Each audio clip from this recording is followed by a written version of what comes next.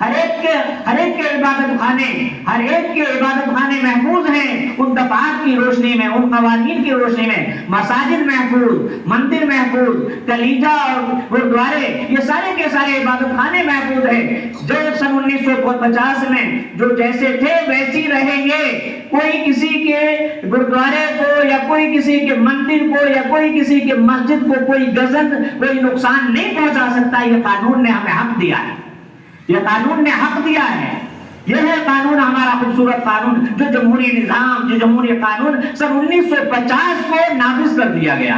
یعنی 2.5 سال اس قانون میں غور و خوض کیا گیا، ترمیمات کی گئیں، اور سب کی اتفاق رائے سے وہ سن 1950 26 جنوری سن 1950 کو نافذ کیا گیا۔ اسی کی خوشی میں یہ یوم جمہوریہ منایا جاتا ہے۔ وہ قانون جس میں سب کو برابری کا حق حاصل ہے، سب کو آزادی دی گئی، چھوٹوں کو بھی آزادی، بڑوں کو بھی آزادی، بوڑھوں کو بھی آزادی، امیر کو بھی آزادی، غریب کو بھی آزادی، سب کو آزادی اور برابری کے حقوق ملے۔ یہاں ملک میں اب کسی اس بات پر کوئی وہ نہیں ہے کہ یہ غریب ہے تو اس کو دبا لو، یا غریب کی آواز کو دبا دو۔ غریب کو بھی بولنے کا حق دیا گیا، غریب کو بھی اپنی رائے کی آزادی کا حق دیا گیا۔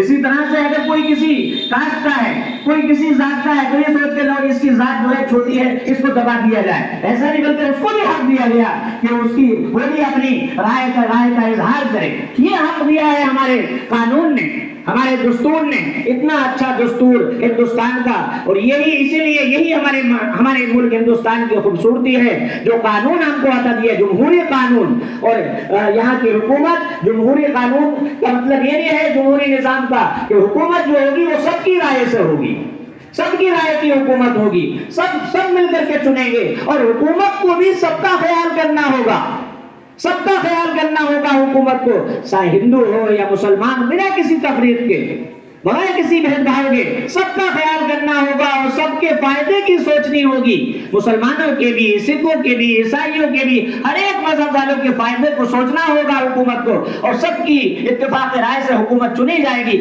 یہ ہے جمہوری نظام، جو کہ ہمارے ملک کا ہے، ہمارے ہندوستان کا ہے، ایک خوبصورت نظام۔ آج ضرورت ہے، جو کہ آج بہت سی طاقتیں، بہت سے لوگ اس نظام کو ختم کرنے کی کوشش کر رہے ہیں۔ ان قوانین میں جو امبیڈکر نے دیے تھے، اور جو ہمارے اسلاف نے، جس میں ابوالکلام آزاد بھی شامل تھے، اور ہمارے ملک کے سب سے پہلے صدر جمہوریہ جو بنائے گئے وہ ڈاکٹر راجندر پرساد بنائے گئے، یاد ہونا چاہیے۔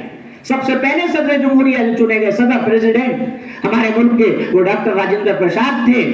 ان کے، اور وہ بھی ابوالکلام آزاد، ڈاکٹر راجندر پرساد، ڈاکٹر بھیم راؤ امبیڈکر، اور بہت سے لوگ جو کہ 7 لوگوں میں شامل تھے، عثمان خان عبدالغفار بھی تھے۔ انہوں نے سب نے مل کر کے یہ قانون خوبصورت، جس میں مساویانہ حقوق دیے گئے، برابری کے حقوق، اور ہر ایک کو اپنے معاشی اعتبار سے بھی، اقتصادی اعتبار سے بھی سب کو آزادی حاصل، سب مل کر یہاں پر تجارت کریں، سب مل کر کے یہاں پر ایک دوسرے کی چیزوں کو خریدیں، کوئی روک نہیں ہوگی، چاہے ہندو مسلمان سے خریدے، مسلمان ہندو سے خریدے، سکھ مسلمان سے خریدے، مسلمان سکھ سے خریدے، تجارت کریں، لین دین کریں، کوئی روک ٹوک نہیں ہے۔ یہ سب کو یہی قانون دیا ہے، جس کا نام جمہوریت ہے، اور اسی کا جشن ہم اور آپ آج 26 جنوری کو مناتے ہیں، اور آگے بھی انشاءاللہ مناتے رہیں گے۔ دعا ہے کہ اللہ تبارک و تعالی ہم سب کو اپنے ملک کے اس قانون کی پاسداری کرنے والا بنائے۔ اللہ تبارک و تعالی ہمارے ملک کے حکمرانوں کو اور ہمارے ملک کو جو چلا رہے ہیں ان کو بھی عقل عطا فرمائے کہ اس ملک کی جو جمہوری نظام ہے اس کو وہ قائم کریں اور اس پر وہ باقی رہیں، اور پورے یقین کے ساتھ اور ایمان کے ساتھ، ایمانداری کے ساتھ اس جمہوری نظام پر وہ باقی رہیں اور اٹل رہیں، اور اس جمہوری نظام پر عمل کرتے ہوئے سب کے ساتھ برابری کا معاملہ کریں، چاہے کہ وہ ہندو ہو یا مسلمان ہو۔ دعا ہے کہ اللہ تبارک و تعالی ہم سب کو عمل کی توفیق مرحمت فرمائے۔ وآخر دعوانا ان الحمد للہ رب العالمین۔